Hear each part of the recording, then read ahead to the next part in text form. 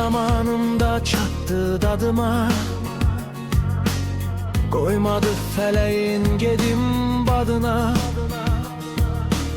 Attı yüreğimi sevgi oduna, eşkin ateşine saldı gözlerim. Sensiz ancak hicran tapardı beni, kederden güsseden kopardı beni. Şirin hayallara apardı beni, ruhumu canımdan aldı gözlerin.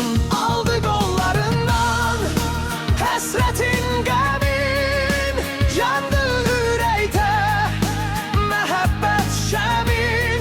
Terpetti aşigin kalbinin simin, sevgin evmesini çaldı gözlerin.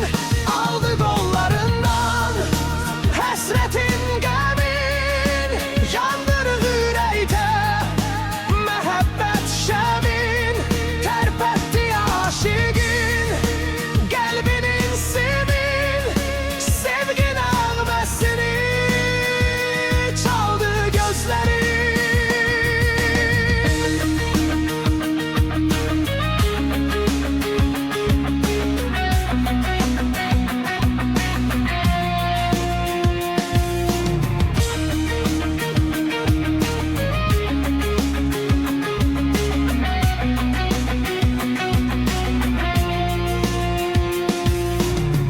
Çetin zamanımda çattı dadıma,